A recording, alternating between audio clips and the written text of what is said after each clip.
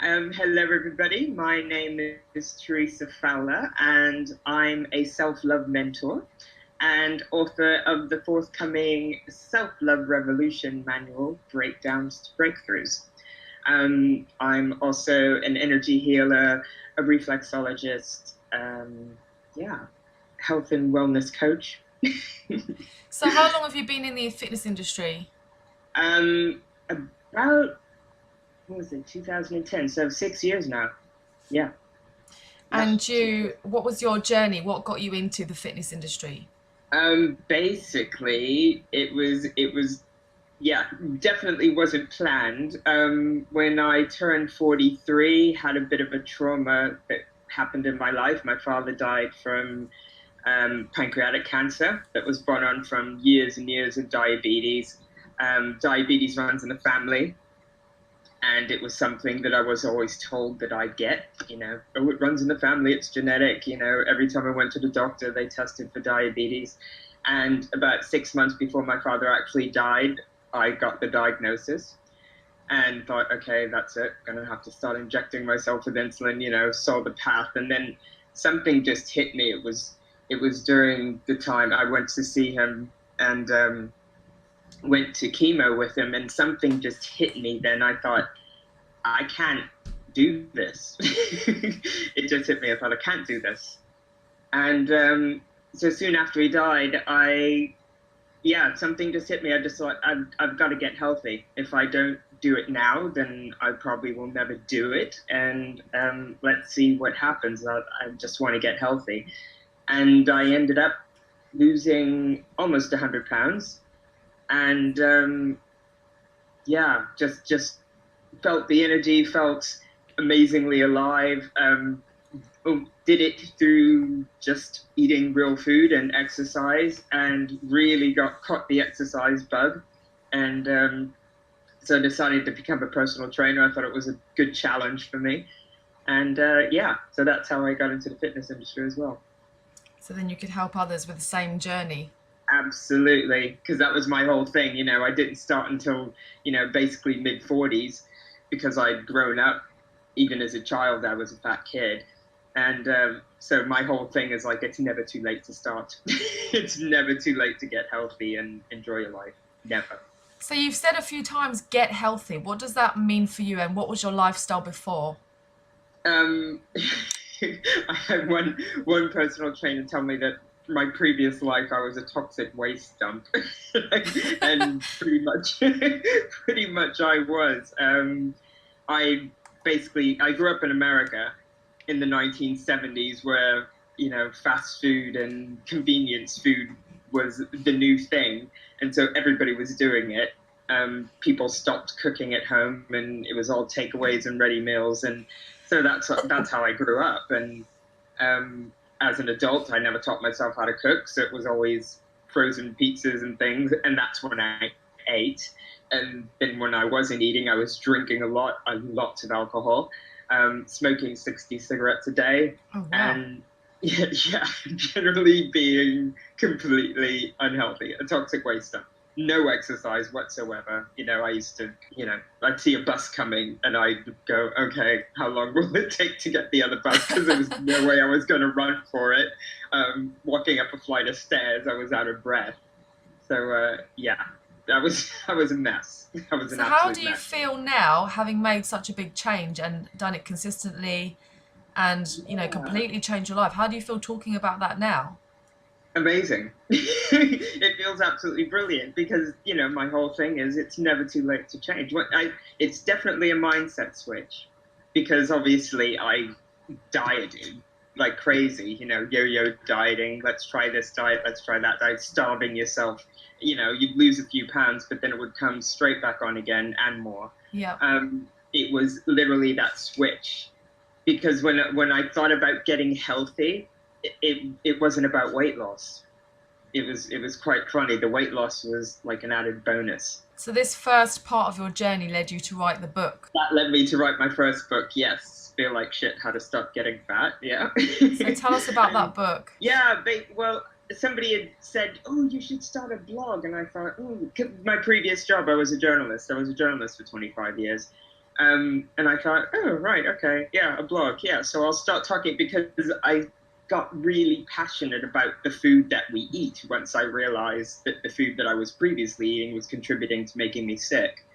Um, and once I started eating real food and understanding the importance of food, the earth gave us what we are supposed to eat. The earth has provided everything for us, but we've been basically conned into believing that food like products, which come in shiny packages in the supermarket, are real food, and they're not. So that became a real passion, and I started to write a blog, but then realized that I had enough I had enough content to actually put it into a book and to share a bit of my journey with it. And I thought, well, this will help people, so this is my way of giving back. So how long ago was it you wrote this first book? That was 3 years ago. Yeah. So what sort of feedback or success stories have you had from readers? Oh, amazing, amazing. The best ones are like, oh my god, this book has changed my life. That's yeah, that's absolutely brilliant. Just knowing that I helped one person change their life is amazing. But yeah, I've had loads and loads of really good response from it. So then when Yeah. did you change from doing the whole nutrition and weight loss thing into the loving your body thing? It was into self-love. Yeah, well, because it's still been a journey. It's still been a journey. It was only about a year ago, um, through one of my coaching sessions with a really good energy coach, um, that I realized that I had my even though I was really happy in the new body and had more energy and was feeling a lot better, I didn't love the new body because I was still criticizing myself, looking in the mirror, going, "Oh well, perhaps, oh well, didn't go to the gym last week. Oh, my jeans are fitting a bit tight," and I'm still having all that negative self-talk about my body. When basically, basically I should be looking myself in the mirror every day and going, "You go, girl! You lost 100 pounds. Yeah, you Go, did girl!" amazing. Yeah, but I wasn't doing that. I was criticizing my body. I was happy in myself, but I was still criticizing this actual flesh But suit. this is the hard thing. When you're on such a long journey, how do you know when you've got there? How can you say there is an end point? I don't think there is. Because this is why a lot of people may lose a lot of weight and then still they're unhappy. I'm still unhappy. Because maybe Exactly. there was something else that was the problem. Absolutely, and I think it's even more difficult for people that end up, having gastric band surgery, who lose it in a very short space of time, because at least it took me about 2.5 years altogether to lose that, and my body, at least on a cellular level, had time to get used to it, which in general, it made me a lot happier. I was definitely a lot happier, but that whole really getting into the core of my self-love wasn't there. And I think that's a really hard thing for somebody who's had gastric band, because they lose the weight really quickly and then they're left with lots of loose skin, and that inner self-loathing, or not self-loving, is still there. Yeah, it's a really hard thing, and I think it definitely is a process. Life is a process that we have to embrace, the good and the bad. It's difficult, but I definitely agree with that one. yeah. So the journey that you've been on so far is obviously a long one, and you've changed so much within that journey. What has Yeah. kept you going? Obviously, you must have had your ups and downs along the way, and just talking about it Yeah. now in a sentence, it sounds so easy to go from 100 pounds weight loss. Talk me through a little bit of the journey and the ups and downs and keeping yourself motivated. Yeah, the ups and downs. Well, yeah, probably about 3 years ago, I completely admitted to myself that I'm a sugar addict, um, which is still an issue. I I think that's only because, unlike, say a heroin addict has to actually, call their dealer, actually go out to get the drugs. They have to make an effort to do it. Whereas a sugar addict, there's sugar everywhere.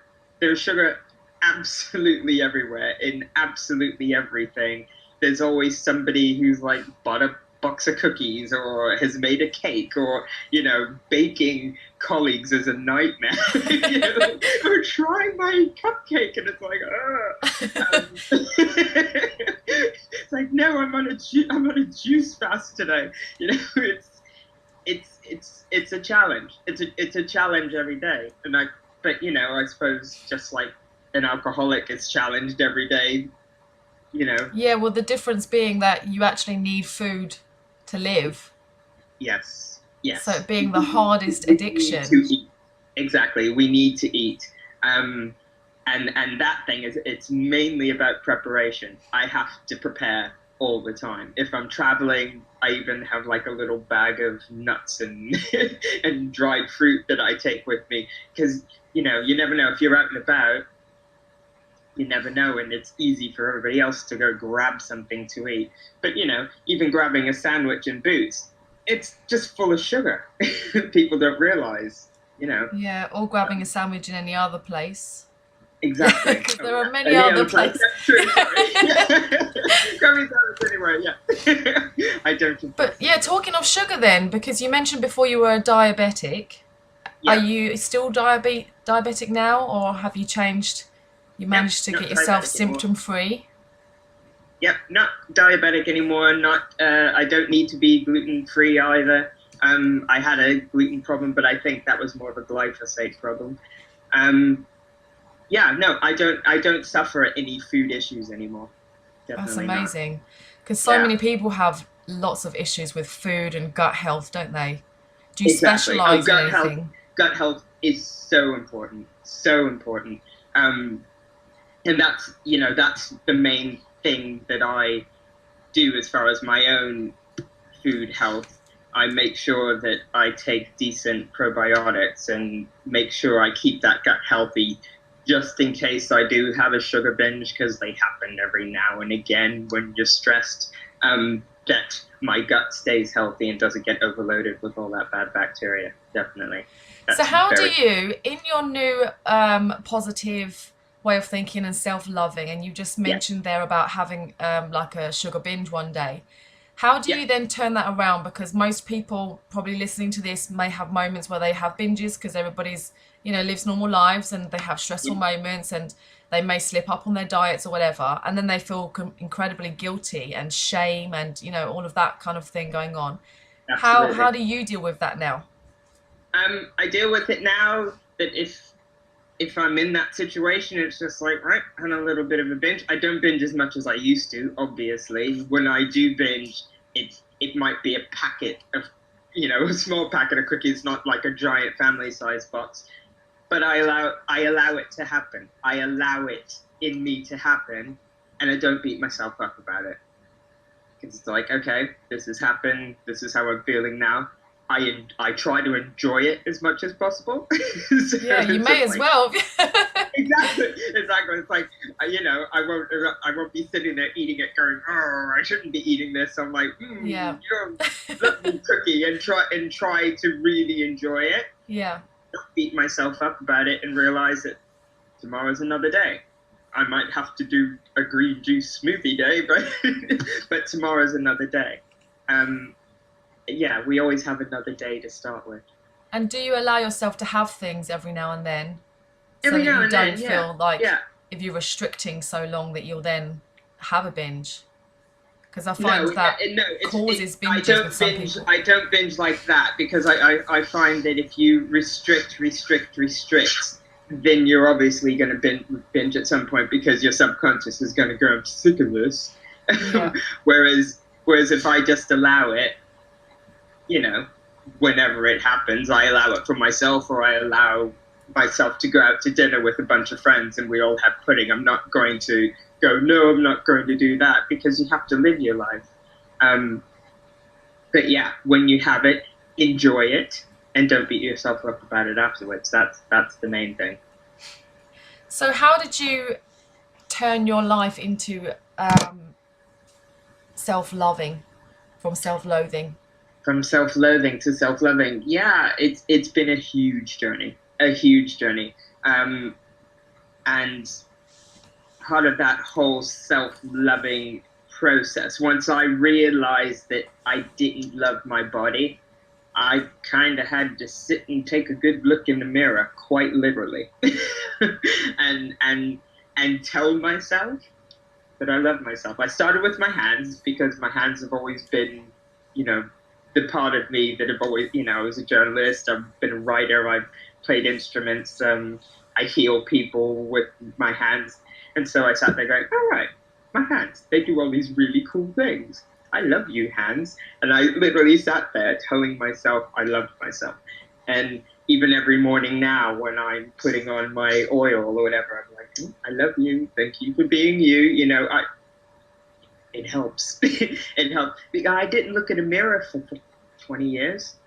Wow. When I was really big, didn't even own a mirror. I didn't want to see myself. But it's funny you say that because, like in my own journey, I've had that process of hating myself. But Yeah. whilst hating myself, I looked in the mirror constantly.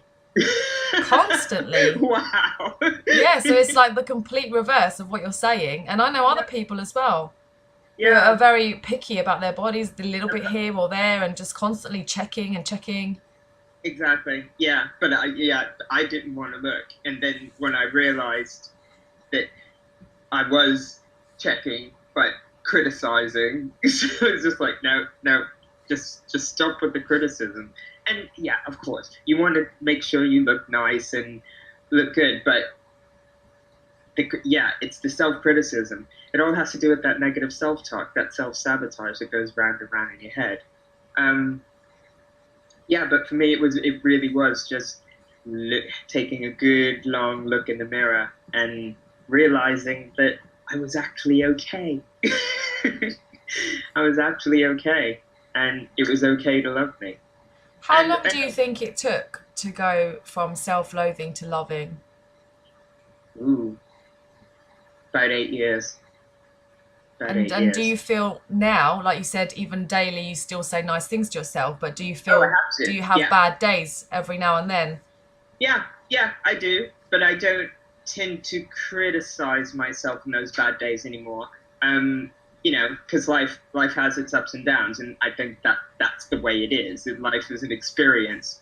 You experience the ups and downs, but I don't give myself such a hard time, not even half as much as I used to. And yeah, that was really just accepting me for being me.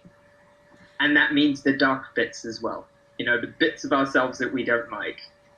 That was probably the hardest bit because I literally had to face my dark side. Yeah. And go, okay, I accept you. Because do you agree that the dark bits, they're there whether you're fat or thin? Absolutely. So they're changing your shape and size doesn't really it has take those away. No, it has nothing to do with your shadow. What a lot of people call the shadow side. Yeah, the shape, size, color, male, female, does not matter what you are. Everybody has a shadow side because everything's duality. Everything's good or bad. Everything's yin yang. It's part of who we are. But most of us will go, oh, well, I don't like that bit about myself, so I'm just going to put it over there and just put it over there and forget about it. But what we don't understand is that, we are big energy fields. It's not just this body. We have big energy fields. And those emotions that we don't like, that we hide away, or the pain that we hide away, they're still trapped in your energy field. And until you deal with them, all that self-sabotage and negative behavior and blah, blah, blah, that's going to keep going round and round. You have to face it.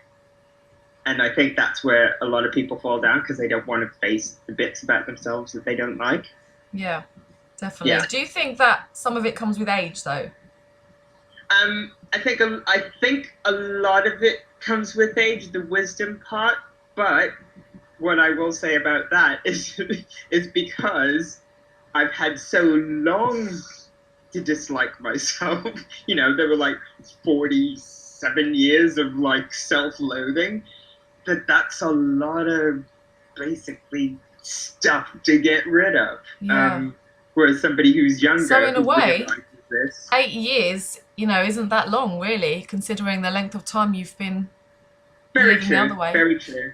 Um, yeah, that is very true. But I think it would be a shorter journey for somebody who's younger, who didn't have so much stuff, Yeah. emotional. Basically, what Baggage. people call emotional baggage. Yeah, yeah. They didn't have all that emotional baggage hanging around, so it would be easier for them to do. Well, not easier, but it wouldn't take as long. So how has it changed your life, your personal life, and then also your business? Um, it's crazy because because I did struggle with the whole fitness industry. Um, because I don't have that fitness industry. The look of the 25-year-old fitness model. I didn't have that look, nor was that the look I was after. But I think I always felt a fraud because I didn't look like that, and yeah, it just didn't. It just there was something there that just didn't work. And so I battled with it for a while, and then I thought, well, maybe I'll do the mindset stuff, and I battled with that for a while, and then when I just went, I love myself. Oh, I can teach about self-love. Oh my God, how ridiculous is that? It seems so silly. But then once I started talking about that, people were like, oh, I need that. And I went, oh. And it just kind of completely fit into the energy work that I do with people anyway. Um, because when they come and sit in my chair and I'm helping them heal, there's a lot of nobody sits in my chair and is quiet and falls asleep during treatment. It's like a therapy. One of them said to me last week, God, coming to use like a therapy session. I feel amazing when I leave. And I just realized I was telling them the same thing. Plus, all these opportunities started coming my way just as I was as I was coming out of my shell and saying, right, okay, this is me. I love myself, and yeah, these are my icky bits, and I don't care. I love everything about me. And the people I just meet amazing people now. I don't seem to attract people that have an agenda. Um, yeah, my relationships are a lot better, a lot easier. Life is more fun. Life is a lot more fun. And do you find you get a sudden amount of confidence? Absolutely. Yeah, absolutely. Well, because I feel good about myself all the time. Um, yeah, I generally feel good about myself all the time. I had an off day last week, and I was like, that's making me feel a bit off. And like usually I would think, oh, well, yeah, it's this, it's that. And I was like, no, I sat with it. I sat with the feeling and thought, no, I actually feel quite good. So there's something out there or something, maybe it's the weather, whatever, but I actually feel quite good. I always feel good about myself. It's crazy. It's crazy. But I do practice. I have little practices every day. I sit with myself and meditate, and I have a gratitude journal, and all these little bits and pieces that can help you feel a bit better about yourself. And it's the same thing, isn't it? You have to do it all the time. You can't Absolutely. stop.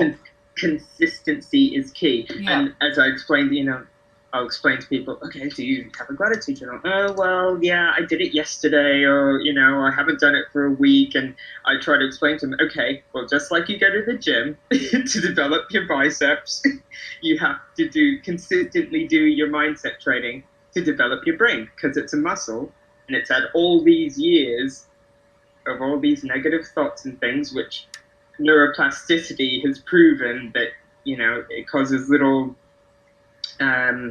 circuits in your brain that keep reinforcing the negative stuff, because your subconscious mind is so much more powerful than your conscious mind, and it looks for things even though you're not consciously aware of them to reinforce the stuff that you don't like.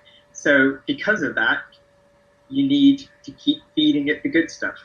So it's creating those new neuro pathways, Neural isn't it? pathways, absolutely, And you absolutely. can actually That change is your brain. absolutely key. Yeah. Yeah, yeah, So you've done a lot of work on yourself, haven't you, with other coaches as well? yeah, absolutely. What would you call yourself now as a coach? Because we've mentioned you being in the fitness industry, but I see you more of a coach now. Yeah, I call myself a self-love mentor. Yeah, And you have a I, group on Facebook? Sorry. Tell us about your group on Facebook. Yes, the Own Your Health self-love community. Well, I have an Own Your Health community as well, but the self-love community, that's where my focus is at present. It's yeah, basically it's a community just to help people feel better. Because even on people's Facebook feeds, there's so much stuff coming in and noise and you know things you don't want to see, and there's so much negativity out there, and we just need to tap into here a bit more, to tap into it, because I truly believe, because everything has just gotten so much better once I allowed myself to find the love in me. Yeah. That I truly, truly believe. This is why I've made it my mission to help people love themselves more, because I truly believe, that energy that we send out, the more we love ourselves, the more unconditional love we can feel for everything. I mean, I used to be afraid of bugs. I really don't like creepy crawlies and things. But like, I even find myself now. Oh, okay, there's a fly. Okay, let's see if we can shoo it out the door. Like, I found myself like with a beetle on my finger a couple of weeks ago, and I was looking at him going, okay, I don't particularly like you, but I'm not going to kill you, so let's go outside now. I just have this unconditional love just for being here. Every time I wake up in the morning, I got this one from Wayne Dyer. When I put my feet down in the morning, I put one foot down and say thank, and I put the other one down and say you. So I wake up and say thank you. I'm alive. I'm alive. Fantastic. Amazing. Yeah, exactly. It's like, yeah, you woke up, you're alive. This is a gift. This is a gift. And so many people take it for granted. I took it for granted for so long. Yeah, just being alive is a gift. So if you could give somebody like 5 top tips, what would they be? 5 top tips. Ooh, okay. The first one they're not going to like at all. Turn off the TV. Seriously, turn off the TV. Go for a walk. Read a book. Sit in the park and listen to the birds tweet. Just get away from the TV, because the TV is only feeding negativity into your brain. It's feeding negativity into your brain, which is just reinforcing those negative neural pathways. And I truly believe it's not called television programming for nothing. It's just, yeah, negativity and negativity. So turn off the TV. Number 2 would be to learn to sit with yourself. And if you're feeling bad, if you're feeling anger, if you're feeling pain, sit with it. Try not to put it over there somewhere. Don't take a pill to not think about it. Just sit with it, because it's trying to teach you something. Our bodies, whenever they give us a symptom, whenever they give us a feeling, that's like the universe, knocking on your door going, there's a lesson here. There's a lesson here. And you might not know what the lesson is, but just sit with it and be with it. Number 3 would definitely be to eat real food, because your body needs nutrition. And if you're feeding it with, processed food that's not giving you nutrition, then that's just going to fog your brain. It's like when you have too much, milk chocolate. Milk chocolate treats, it just makes your brain foggy and you can't think properly. So yeah, definitely eat real food. Let's see, 4. Find something that you like. Find a little practice that you like. Just like fitness, some people can't stand going to the gym. Okay, well, do you like dancing? Yes, I like dancing. Okay, then find a dance class to go to. You know what I mean? So find a little practice that gives you the power to be good to yourself. So it could be learning something new, couldn't it? Like even learning a language or doing some art, some Exactly, drawing. exactly. We're here to grow. Yeah. We're here to learn and grow. You know, there's this whole thing. You go to school and then you go to university and then you go out and get a job and that's it. It's just like, no, we're here to create and learn, and learning brings more opportunities and brings more people into your life, and yeah, really, really helps you grow. Yeah, exactly. So find something that gives you a practice, and the last one would be self care.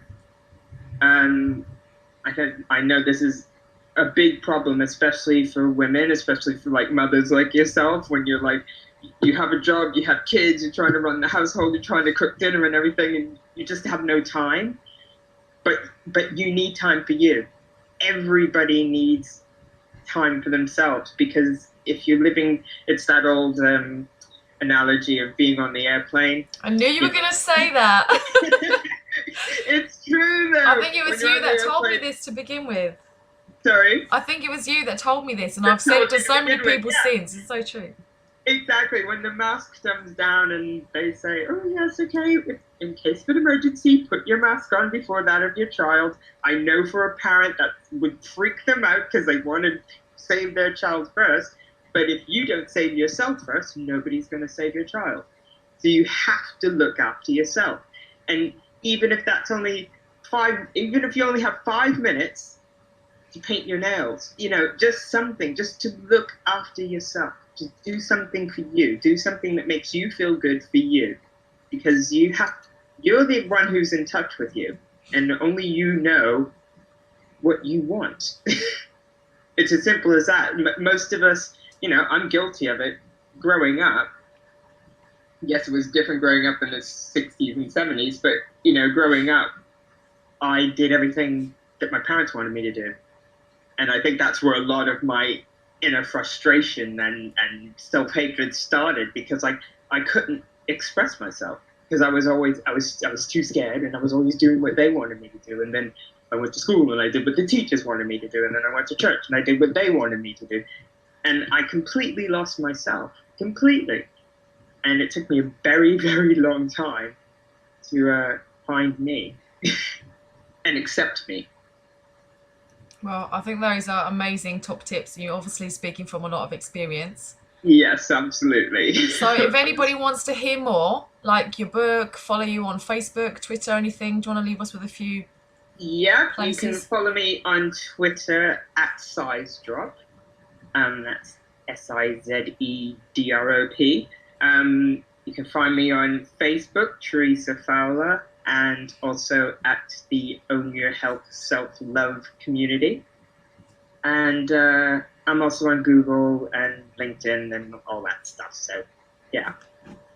All right, fantastic. And I'll be sharing all of those on the 91.8 Hayes FM Twitter page as well. Fantastic. And the book should be out by the end of the year. I'm almost finished writing it and just have to go off and get it published now.